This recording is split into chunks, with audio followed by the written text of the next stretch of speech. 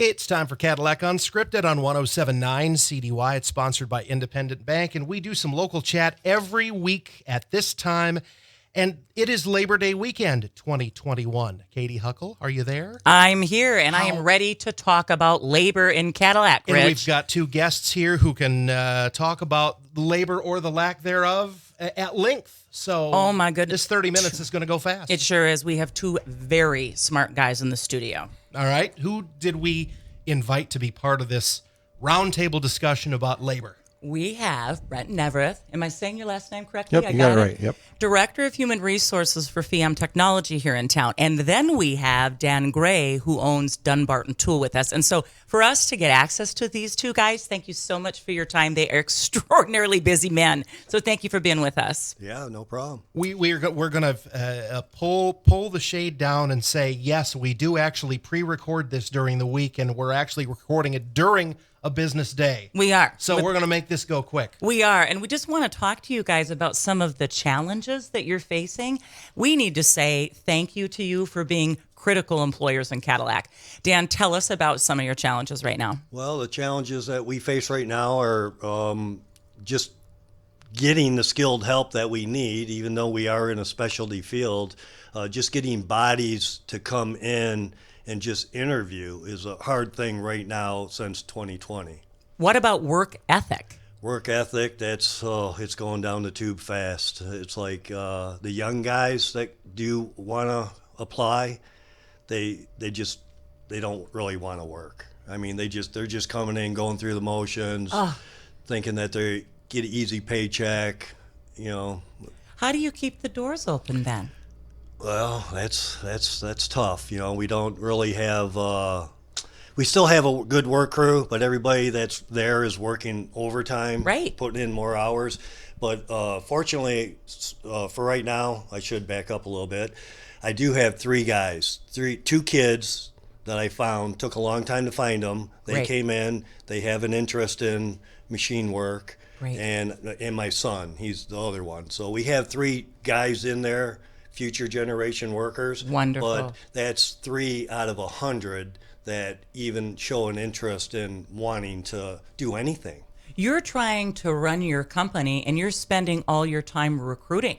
That's what it sounds like. It is. It's I put ads in I've thought outside the box. So I'm thinking I'm going to put ads in Craigslist. I'm going to put ads in Michigan Works. I'm going to put ads in other states. Right. I'm going to call guys I know that moved out to Arizona. Hey, do you got any kids that want to move back to Michigan that are interested? And it's just like everything's just falling on deaf ears. It seems like, you know. What's the fix?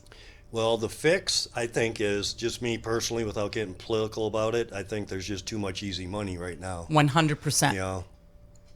That's it. Yeah. Brent, let's talk about, you're a large employer. How many employees does FIAMM have currently? We currently have about 150 employees. Okay, wow. And how many employees would you like to have? Well, that's the debate. Right now, we're supplying the auto industry.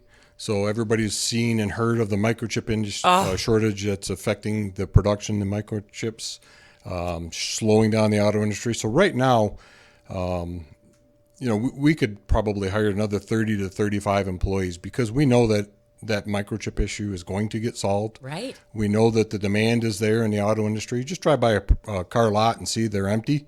So, every 2 weeks we look at our customers' demands and we end up shipping about half of what they want us to ship just based on the fact that they can't build as many cars as they want to build. So right now our staffing it's almost perfect for where we're at with the demand.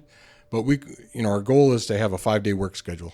Isn't that something? So we've had to work a couple Saturdays here in the last 2 weeks, which we haven't done all summer. Mm-hmm. So immediately I could hire 10, but long-term 30 to be ready for that demand when it goes back up. How receptive are your employees to overtime? I imagine it runs the gamut between yes to absolutely not. Yeah, my personal opinion, I think there's a great divide between the baby boomers and the millennials. The baby boomers grew up in a generation where you worked what your employer asked you to work, where the millennials are more leaning towards, my personal life matters more than my work life. So it's hard to balance the two of that when you're working in a manufacturing setting because we all have to play by the same rules. So But as a general, I think when you get involved in the auto industry, especially in Cadillac, people in Cadillac generally have a good work ethic. So I think they accept the fact that we work Saturdays when we have to. It's not something we do because we want to do it, but we do it because we have to do it. Well, and Brent, I think it's important for the listeners to know that the main plant is in Italy. Is that correct? Am I?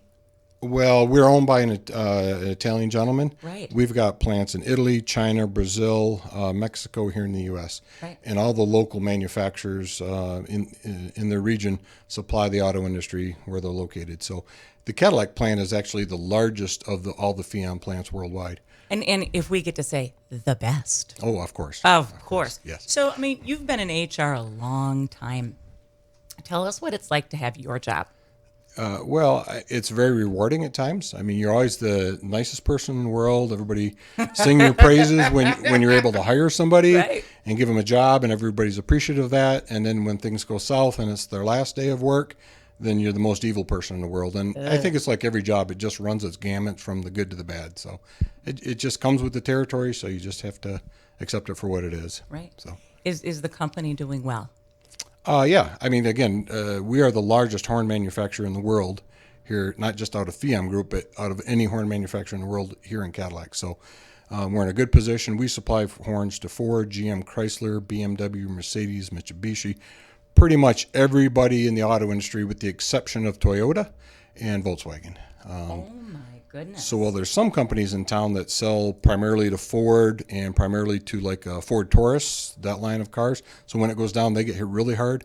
We supply horns that go on every type of car and truck in North America. You're diversified. Very much so. I mean, we're within the industry. We're pretty spread across all the car manufacturers. So we're very blessed from that standpoint. I have a two-pronged question. I'd like both of you, if you could answer this. What are you telling young people coming out of high school in terms of get ready for the job and the workforce, and as employers, what do they need to be armed with to get hired in at your place? Well, that's a great question. I think there's a great divide between the two generations and what the expectations are when they come out of high schools. I mean, the attendance policies within high schools are so lax nowadays because the high schools really lack any authority or any ability to have any discipline over the children while they're in school. So they come out with that same mentality that, well, geez, I can miss 20 days a semester at school and I'm still in school, so why can't I miss X number of days a year when I'm at work? Brent, that is a scary correlation. What would you say? Well, I mean, a big company and a small companies Right. are run a little bit different, but they have the same problem. But what we're doing is we're looking at it like ahead of the curve. Okay, so if we're going to lose a generation of kids that don't want to work or in any industry, what we're doing is we're automating. Wow. So right now, when you're making special tooling, a lot of the equipment is kind of automated, but it's still, you got to set it up, you got to check your tools. Well, there's other ways that you can cut corners to cut people.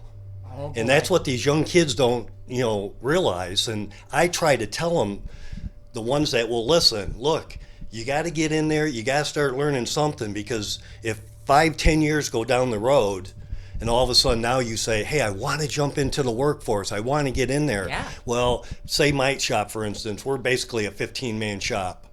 I want to get it to where we only need 10 guys because we're going to figure out how to automate a lot of this stuff. And my business isn't the only one. You take McDonald's, they're inventing ways to do the whole hamburger. The box comes in, gets unpacked, gets onto the grill, automatically flips, goes into the thing, you order it, it comes out to your car. So all these kids they're missing the key ingredient that don't get left behind. Wow. And what are they going to do? Exactly. You got to do something. And when you say young people, I want to talk about one young person in particular that came to work for you, your son, Dan. Can you tell us about how that happened? Well, and I still believe that it all goes back to how families operate. When the kids are born, how the parents conduct themselves. And I instilled it into them. When you turn 18, you're on your own. Really not on his own, but you got to tell him that, right? Right? I think you do need to tell them that. Right. So anyway, so he bought into the whole thing. You know what? You got to have a career. You either join the military, you find a career that you go to college and you can make some good money, or you get into the skilled trades. So he got into the skilled trades. We all grew up down Detroit. Back in the days, I graduated in '77. Back then, you could still say, look, I'm getting out of high school. I want to get a job at Ford, GM, Chrysler.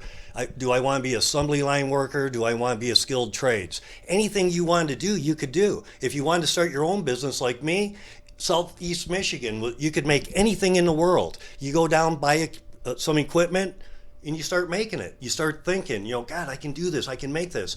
But that's what I told my son. I said, just pick something and do it. And then you can be self-sufficient. You don't have to worry about me. And then, you'll have pride in yourself and you'll have things in life. Awesome. Awesome. When you graduated from high school, though, and even 15, 20 years ago, the attaining a college degree is so much more expensive now than it was back then. Oh, yeah. So I think that's why skilled trades is a more attractive avenue for a lot of people coming out of high school. Yeah, everything back then was a lot more simpler. We didn't have stupid phones. We didn't have all these cars with so many whistles and bells on them. I mean, take me back to the day of the debates of Jimmy Carter and Gerald Ford, and I'm happy, I mean, it was a lot simpler back then, but I still think that kids, somebody, somehow, I mean, you guys are doing a good job at CTC. You did a great job with my son, but there's so many kids that are just like, they're getting the information to here, then all of a sudden there's like a brick wall, and then they're not getting the rest of the information in the big picture of what is going to happen, 4 or 5 years from now when you get left behind, because everybody here knows technology is like skyrocketing. Yes. So if you miss out on some of it, just like me, I want to automate. There could be a position in my company in the future that one person just keeps that all running. Right. And if a kid came in now and was on the ground floor and said, hey, we can make this, this, this, and this all in one operation, okay, let's do it. But if a kid comes in 4 years from now and says, hey, look, I've heard all about this. That's something I want to do. You're 4 years behind the curve, buddy. Wow. You should have listened to all the people telling you. Mm-hmm. Dan, when you were talking about hitting a wall, I thought you were going to go in another direction. I thought you were going to mention something about the lack of problem-solving skills that kids have today, because they will hit a wall sometimes and go, I don't know, find a way around it. Yeah. You find a way. Mm-hmm. Well, I think a lot of them do hit a brick wall, but just for instance, I'm not going to name names or anything like that, but I brought in a lot of kids during the pandemic just to try them out for a month and so. Brought one kid in, came in, I'm showing him what to do. I'm thinking, man, this kid probably going to be pretty good. All of a sudden, at some oddball time, hey, Mr. Gray, I'm hungry. I'm going to run down Little Caesar and get a pizza. Well, I got 4 seasoned guys still with me that worked for me for 25 years, and they're just like, what the heck? What's happening to our world? And I'm like, well, that's the way it is nowadays, guys. But then the kid came in a week later and said, hey, Mr. Gray, real polite and everything, goes, hey, I just don't think this is cut out for me. And I'm like, wow. All right, well, you still owe me a pizza, I mean, but it's just, it's hard to find them, and you just got to keep clawing away, and hopefully you'll find them. And I had four guys retire during the pandemic that all had 25 years with me. Wow. And that left a big dent in us, and I got 5 guys left, including me, I got 42 years experience. So we talked earlier, we're all working 6 to 6, and working on weekends. And I just told my guys last weekend, I said, no more weekends, because I could see it in their eyes. They're just like, when are you going to find some new people and stuff? Well, If we find new kids, there's still a big learning curve. You're not going to just all of a sudden plop them in there. To find a experienced guy, pull him out of Detroit or Saginaw or Flint something, most likely he's going to be retired. You're only going to get 2 or 3 years out of him. At best, what he can do is train the new guys. Oh, but man. Then you're back to the same thing we were talking about. Where are you going to get the new kids to come in to show an interest? Right.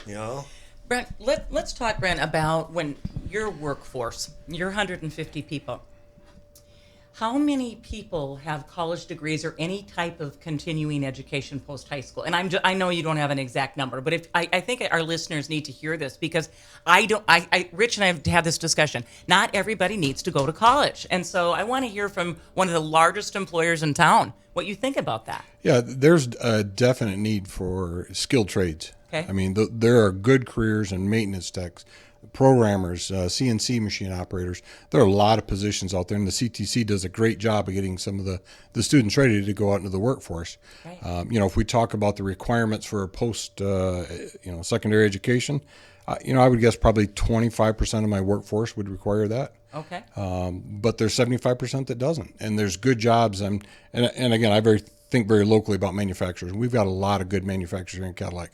Sure do. There's a lot of good careers in manufacturing, and then advancement opportunities once you get in the door. I mean, we've all got support departments, mold sets and shipping and other departments, quality departments that are usually promoted from within.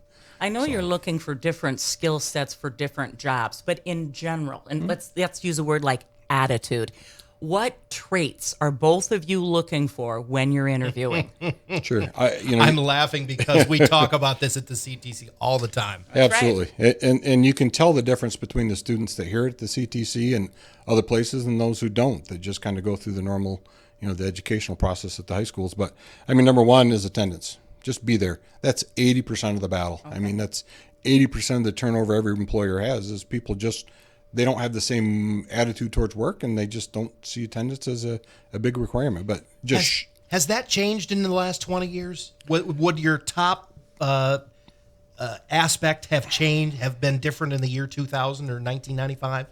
Well, thinking back to when I got into this world back in 1995, attendance was an issue then, but for sure people had a different attitude toward work, if we want, a different work ethic, because a lot of the people that were entering the workforce then, again, in my opinion, watched their parents grow up in the 70s and 80s trying to raise a family, and the economy wasn't so good at that point, and there was a lot of layoffs, and people moved around and took jobs wherever you could get them. So they grew up appreciating what a job was and seeing how their parents would struggle, where some of the folks, of the 25 and younger generation have never experienced that. The economy's been good their whole life. Right. They've never had to worry about a job. Their parents have been pretty stable in their jobs. Interesting. So it has changed the dynamic over the years, again, in my opinion. And it's like Dan said, how are you raising your children and your family? Is the expectation that you're going to leave the nest at some point, or are you just going to be, and that'll inspire someone to work hard. They want to live a nice life, and they want to be comfortable. So let's go to you, Dan. What are you looking for when you're meeting with people? Well, first thing I'm looking forward to see if they're focused. Okay. I don't care what they're focused on. If a kid comes in and he says, well, I do got this one kid. You know the Logan, Matt Logan? Yes. Well, his two sons. Okay. This is what I'm talking about, like his son. He's focused. He's focused. And Matt's like, the rest of us. It's like he's instilling good things in his kids. You got to work. You got to stand on your own 2 feet. But his kid is focused. And so I have him up at Dumbarton Tool a couple times just to see. And he comes in, he's focused. I tell him, this is the task at hand, blah, blah, blah, do this, I'll be back. He gets it all done and come back. He's not on his cell phone. Nice. He's not staring out the window. He's not opening a pack of bubble gum, sitting there blowing bubbles. And he's like, well, Mr. Gray, is there anything else you want me to do? Wow. And I'm like, you know what? I know you're only going in 11th grade, but when you get in 12th grade, you're going to be coming and talking to me. You're going to have a job. Yeah, right. And he wants to do manufacturing. He wants skilled, and so it's like, that's kind of what I look at when a kid comes in and he's just looking at his phone, or he's, like all not to pick on anybody, you can't do that nowadays, but you just did, and it's okay. Yeah, you can just tell a kid really doesn't want it, and it just boils down to, I think, the way society is, where nobody is really. I mean, the smartphones give you any kind of entertainment you want right now. Why do you got to work? Immediate. You pay your $110 a month for your service, and mom and dad has a nice nest egg. You got a room in the basement. Hey, you got a bowl of Cheerios. What more do you need? We are going to be back with the owner of Dumbarton Tool and the HR director of FIAMM Technologies right after this. I shouldn't. I'm probably going to get kicked out of the place. No, That's great. This is part 2 of Cadillac Unscripted on 107.9 CDY with, I think, Katy, one of our most fascinating conversations in the 20 months that we've been doing this show. Hey, listen, we've got an inside perspective on manufacturing in Cadillac like no other right now. We've got a bird's eye view. And I want to talk to Brent and to Dan. You're recruiting outside of Cadillac. You need laborers. How do you get them to move to Cadillac? What are you talking about? What's the pitch besides just money? I mean, that's one of the big things that Cadillac has to offer to anybody that comes in. I mean, it's a lifestyle, right? I mean, that's why we choose to live in Northern Michigan. Amen. We don't choose to live here because the pay is better or for the nightlife or whatever it is. We live here to raise our families. It's a good place to be. Right. And that's really what you sell. You sell the lakes. You sell, I talk to my friends that I went to college with, so my colleagues that live downstate, and I tell them, quite honestly, I'm on vacation every day of my life. As soon as I get out of work at 4 o'clock, I can be at 10 different golf courses within 20 minutes. I can be on the lakes. I can be in the woods. I can be doing whatever it is I want to do. That's right. Where you have to wait until Friday night and drive up here in 3.5 hours worth of traffic from Detroit and then pack up Sunday and leave, so you get a little less than 36 hours of fun. Right. We get that every night after work. We get that every weekend. It's just the quality of our lifestyle up here is so much better, if this is what you're looking for. And when we drive south on holiday weekends, we're going the opposite way of everybody else. We're looking at the northbound lanes going, ha ha, suckers. That's right, yeah. We're so we lucky. live where you want to be. That's right, baby. How about for you, Dan? How do you pitch Cadillac? Well, this is kind of like a real quick history. Dumbarton Tool started out in Detroit, right? Yeah. So then we built the company up to where we had 10, 15-man shop. After 9/11, which is coming up, our 20-year anniversary, boy. and you know what? We all celebrate that in honor of them people. But we were in Detroit all them years, growing up in Detroit, and I'm like, we always would come to Cadillac. Cadillac was for the blue-collar worker, the skilled trades guys. That was a perfect place to go. So we made the decision. We're moving up to Cadillac, the biggest industrial base north of Saginaw. Great workforce, great people, great area. So we always had... If I could go back another 10 years, we always had that connection with the people down Detroit, Flint, Saginaw, like Dumbarton Tool moved to Cadillac. And believe me, sure. Over the course of time, and like I said, I wish I could go back, I've had probably 15 guys from other cutting tool companies come up to Cadillac and say, when are you hiring? Well, wow. My shop is, once you get a guy and you only have a 10, 15-man shop, you don't really have open positions. Right. But then the pandemic hit, and now, everybody's got open positions, but people are staying put. But I think if you push the envelope hard enough, with the way the big cities are getting overrun and just people are getting burned out of all the, riffraff in the cities, Cadillac is like heaven. Right. They would are you serious? You'll move me to Cadillac, but then you got all the other things you got to factor in. Will you help me move up there? Well, of course I will. Will you, will you do this? Will you do that? Sure I will, especially if they're a quality person, Right. So I think that's going to happen once, like he was saying, the microchips, once things start growing again. Okay. I think there's a lot of disgruntled people down in them big cities that if you get the right message out there in the advertisement or word of mouth, you'll find some people. Because, it's a beautiful area to live. Like everything he just said, everything. And Dan's got quite a compound. See, he does all that outside. Oh, yeah. I'm like him. Once I go home on Friday, if I go to work on Saturday, I'm trying to get out of that, but I stay home all weekend. Right. I ride my four-wheelers, go out in the woods, do stuff, and it's like that's what people want to do. And I think we'll find people eventually, Awesome. Brent, if we had to list one challenge as an employer, what's the biggest, and it can't be finding people because that's what the show, let's say the second biggest challenge that you're facing right now. Well, that's an interesting question. It seems like it's been all-encompassing for the last 6 months trying to find people. Okay. So it's hard to focus on anything other than that Right. at this point. So, and it's always a delicate blend of trying to manage the workforce you have, but yet bring new people in, and you're offering hiring on bonuses for new people, and the existing employees are like, well, what about me? I've been here and I've supported you through the pandemic. Wow. And we've got a great workforce that came back to work. The governor shut everybody down for 2 months last year. Everybody came back to work, and we've got a great workforce that's kept us going. So you're trying to manage that, but yet still attract enough employees to come in. So you don't have to work every Saturday and going forward. So it's hard to see anything other than the shortage of staffing at times. Before we started this conversation, obviously we're right at the very end of the unemployment benefits, going to run out. It is going to be very interesting to see how soon people get back into the workforce, start the application process. You mentioned something earlier that I hadn't thought of. The plum shifts are going to go first, right? Absolutely. You're going to fill the daytime shifts first. Absolutely. Okay, let me ask you this, both of you. This has to impact profitability. You're paying people more. Now, do you have to charge more? Or what does that look like, that gap? Yeah, in a perfect world, we'd be able to give employees raises, adequate enough to, one, reward the people that are there, and two, bring enough people in to meet the demands.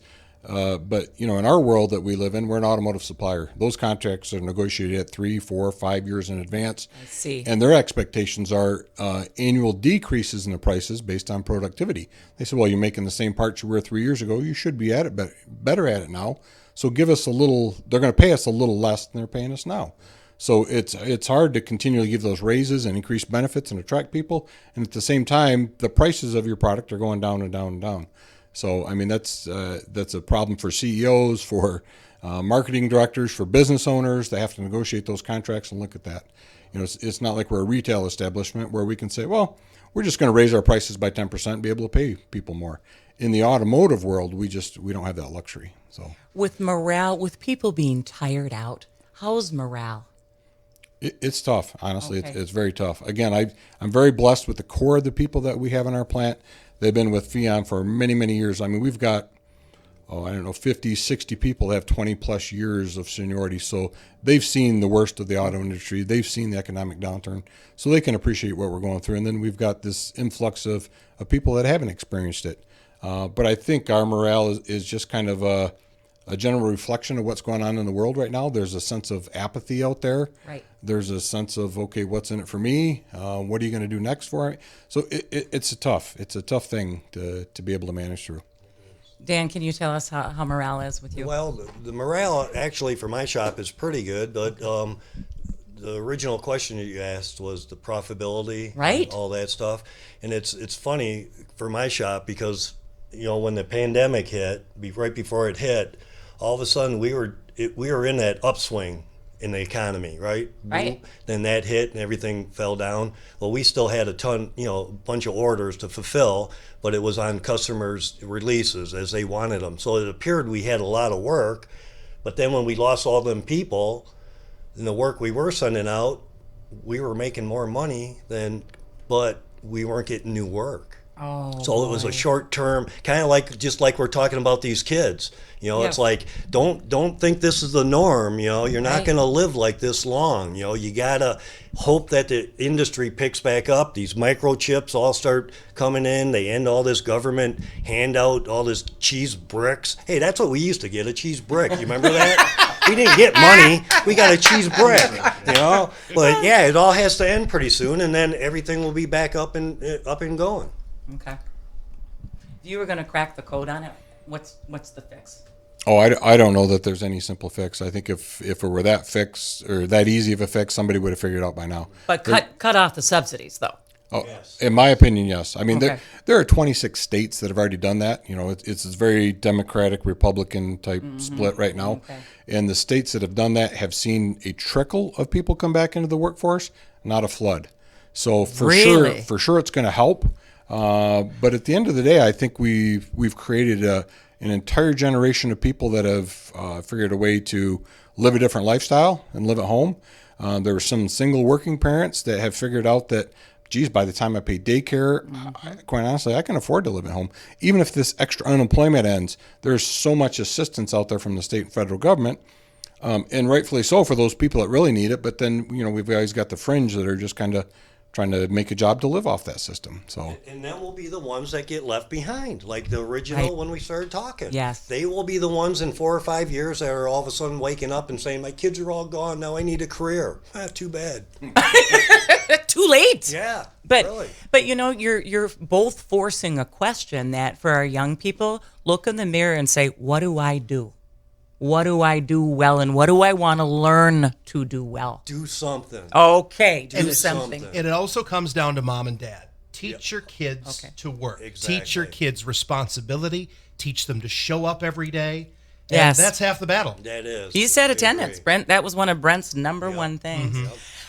So in parting, can you tell us, if the world was a perfect place, what will 2022 look like at Dumbarton Tool? We'll go with you. 2022 will probably not be perfect, Katy. Okay. I'm just telling you. Darn I think it. it's gonna. I think we're gonna roll out of this year into next year, and I think maybe by next summer things will start getting back, and who knows? Maybe they'll turn the clock back to the 70s. Okay, Brent, if the world was perfect, what will 2022 look like at FIAMM Technology of Cadillac? Yeah, if there's a way we could erase what's happened for the last 17, 18 months and go back. I mean, 2019 was really a pretty good year up until the end. Okay. The economy was booming. The workforce was there. People seemed to be engaged as a general rule. And I mean, not just the core of the people, but everybody. I see. So, I mean, I think we'll get back there as a country. I mean, at least I hope we get back there as a country. Can it happen in 2022? Boy, that would be a challenge. That would be a great thing to see happen, but I'm not sure it can happen. I mean, again, based on my little world of where I live, this microchip issue, I was talking to my CEO this morning.